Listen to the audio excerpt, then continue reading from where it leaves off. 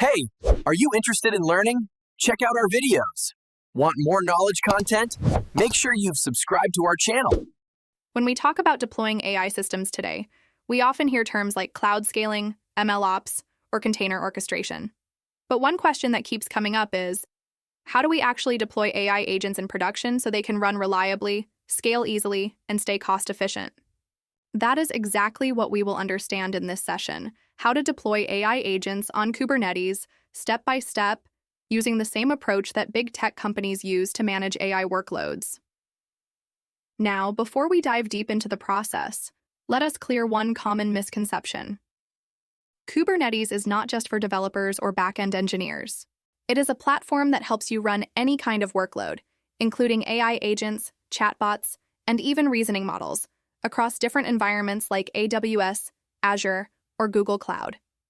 Think of it as the control room that automatically manages all your agents, containers, and services. So, let us start with the idea of why Kubernetes is perfect for AI agents. Imagine you have built an AI agent using langchain, crewai, or a custom Python script that uses an LLM API. Initially, it runs on your laptop or in a notebook environment, but once you want it to be available 24/7, that is when you deploy it to a Kubernetes cluster. Kubernetes takes care of a lot of behind-the-scenes complexity, like keeping your agent running even if a server crashes, distributing traffic when multiple users access it, and automatically scaling it up or down based on usage. In short, it gives your AI agent the ability to behave like a production-grade cloud service. Let us break down what really happens in this deployment journey. First, you need to containerize your AI agent. This simply means packaging your Python or Node.js code, along with all dependencies, inside a Docker container. Think of it as creating a mini environment that has everything your AI agent needs to run, no matter where it is deployed. Once your Docker image is ready, you push it to a container registry. That could be Docker Hub, GitHub Container Registry, or Google Artifact Registry. This is like your agent's home in the cloud. Now comes the fun part: deploying it on Kubernetes. You create a deployment file, often called a deployment. In that file, you define what image to use, how many replicas you want, how much CPU and memory the agent needs, and how it should connect to other services like databases or vector stores. Then, you apply that configuration using a single command: kubectl apply fdeployment.yaml. And just like that, your AI agent is alive inside the cluster. But the magic of Kubernetes does not stop there. You can set up autoscaling. So if your AI agent suddenly gets a lot of requests, Kubernetes automatically creates more instances. When traffic goes down, it scales back, saving you cost. If your agent interacts with APIs or external models like GPT-4 or Claude, you can securely store API keys in Kubernetes secrets.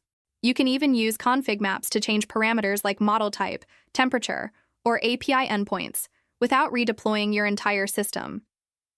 Another important piece of the puzzle is observability. Once your AI agent is running in production, you want to monitor its behavior. Things like latency, errors, and usage patterns. You can easily connect tools like Prometheus and Grafana to your Kubernetes cluster to visualize everything in real time. Now, many developers ask, what if I do not have a Kubernetes cluster? Do I need to set up servers manually? Not at all. Every major cloud provider today offers a managed Kubernetes service. On AWS, it is called EKS. On Google Cloud, it is GKE, and on Azure, it is AKS. All three platforms let you create clusters with just a few clicks, and you can even use their free tiers for small AI projects. You can start locally too, by installing Minikube or Kind on your system. These tools let you simulate a real Kubernetes cluster right on your computer, perfect for testing and learning before moving to production. If you want to add automation, you can integrate your Kubernetes setup with GitHub Actions or GitLab CI/CD pipelines.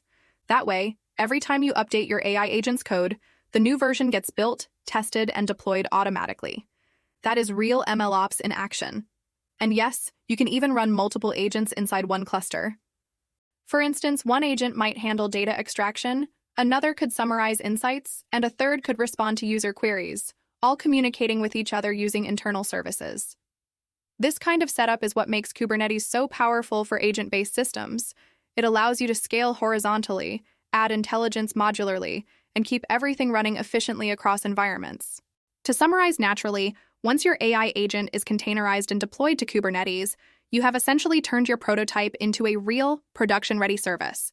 It can now handle thousands of requests, recover from failures, and grow with your needs automatically. So, if you have built an AI agent or plan to, start learning how to containerize it and deploy it using Kubernetes. It is one of the most valuable skills for AI and cloud engineers in 2025, and it opens the door to advanced concepts like multi-agent orchestration, mlops pipelines, and serverless hybrid models. That is how you bring intelligence to life, not just by building models, but by deploying them in a way that is reliable, scalable, and ready for the world. How did you feel? Is it helpful? Appreciate our efforts in the comment section below. Hit like button, share with your friends about us, subscribe our channel to get further updates. Stay connected with us on social networking sites. For more free tutorials, visit our website www.lanetguide.net.